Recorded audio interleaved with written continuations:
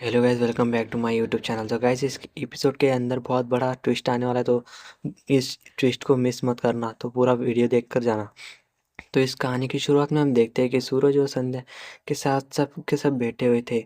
तभी जो है मीनाक्षी कहती है कि देवरानी जी देखिए, मेरे यहाँ से जो है साड़ियाँ चुराई गई थी, तब से मैंने जो है अपनी साड़ियों में कैमरा लगवाया था। तभी संध्या जो है पूरी शॉक हो जाती है और इसके बाद हमें दिखाया जाता है कि पूरे के पूरे लोग भावों के पास खड़े थे और भावों को दिलासा दे रहे थे। तभी मीनाक्षी अपने बात शुरू करती है और कहती है कि मेरी साड़ियों की दुकान में से किसी ने साड़ी चुरा ली, तो मुझे लगता है कि वो मोहित भैया होंगे। पर संध्या कुछ कहती नहीं है और तभी जो है मीनाक्षी कहती है कि वो ज़रूर मोहित भैया ही होंगे, क्योंकि मेरी अभी 25,000 की साड़ियों चोरी हुई है और इसी के साथ जो है मैंने चोर का पता लगाने के लिए अपनी साड़ियों की दुकान में कैमरा लगाया और उसी के अंदर मुझे जो है मोहित भैया भी दिखे और उन्होंने मेरी साड़ियाँ चुराई होंगी।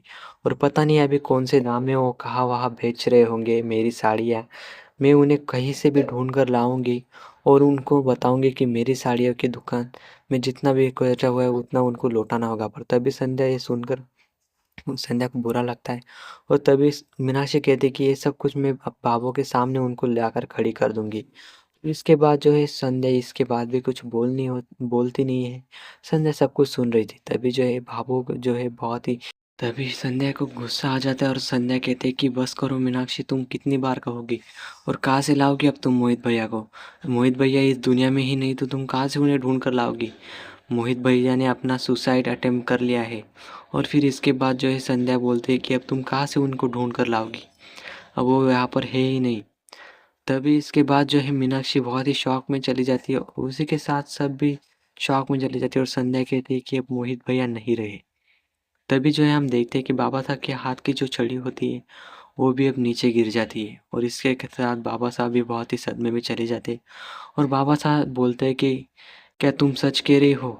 और फिर हम देखते हैं कि सबके सब जो है इमली भी शॉक हो जाती है और फिर जो है मीनाक्षी को बहुत पश्चाताप चलने लगता है और उसी के साथ जो उनके घर में आए हुए थे वो भी बहुत शौक में चले जाते हैं।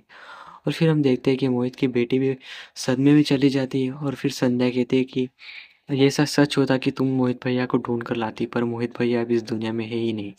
और फिर मीनाक्षी जो है कुछ कहती नहीं है और फिर हम देखते हैं कि इमली की आंखों में से आंसू गिरने लगते हैं और तभी बाबा सा कहते हैं कि क्या कह रही है बिंदड़ी, तू सच तो कह रही है ना।